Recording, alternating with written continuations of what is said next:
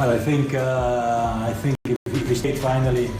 Wow, 2030 সালের মধ্যেই বিশ্বকাপ খেলবে বাংলাদেশ দল। ফিফা থেকে দারুণ সুখবর। বরখাস্ত হচ্ছে বাংলাদেশের সাথে দুর্নীতি করা সেই রেফারি। এখনো যে সমীকরণে বাংলাদেশ ঠিক আছে এএফসি এশিয়ান কাপ বাছে। দর্শক, সিঙ্গাপুরের বিপক্ষে জয়ের প্রত্যাশা নিয়েই মাঠে নেমেছিল বাংলাদেশ দল। দলে একাধিক প্রবাসী খেলোয়াড়ের উপস্থিতি বাংলাদেশ ফুটবলে এনেছিল প্রত্যাশার নতুন জোয়ার। যদিও এমন বিপুল আগ্রহের ম্যাচে বাংলাদেশ হয়েছে হতাশ। সিঙ্গাপুরের বিপক্ষে ঘরের মাঠে প্রায় 18,000 সমর্থকের সামনে বাংলাদেশ হেরেছে 2-1 গোলের ব্যবধানে। এই হারের পরেও এএফসি বাছাই পর্বে গ্রুপ সিতে তৃতীয় স্থানে আছে বাংলাদেশ।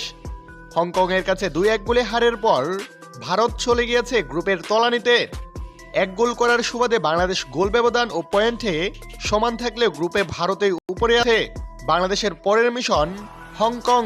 তবে 4 ম্যাচ বাকি থাকলেও নিজেদের কর্মপরিকল্পনা সাজাতে এখন থেকে সমীকরণে চোখ রাঙাতে হচ্ছে বাংলাদেশের ফুটবলকে।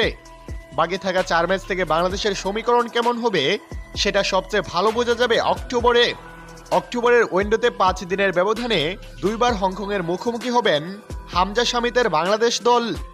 প্রথম ম্যাচে নিজেদের ঘরের মাঠে, পরের ম্যাচটি হবে হংকংয়ের মাঠে। তবে আপাতত দৃষ্টিতে বাংলাদেশের সব ম্যাচে জয় দরকার নিজেদের অতিরিক্ত জটিলতা থেকে এড়াতে। সেক্ষেত্রে অবশ্য সিঙ্গাপুর অ্যাওয়ে ম্যাচে পয়েন্ট খোয়াবে বাংলাদেশের বিপক্ষে। তাদের সর্বোচ্চ পয়েন্ট তখন নেমে আসবে 13তে। এদিকে বাংলাদেশ এবং সিঙ্গাপুর দুদলই 13 পয়েন্ট করে অর্জন করলে হিসেব হবে টাইব্রেকারের ভিত্তিতে, আর তাতেই মিলতে পারে মহা এক সুযোগ। দর্শক, এদিকে বাংলাদেশের ফুটবলের উন্নতি দেখে বোমা ফাটানো এক মন্তব্য করলেন ফিফা সভাপতি। তিনি বলেন, বাংলাদেশ সাম্প্রতিক সময়ে খুব ভালো খেলছে।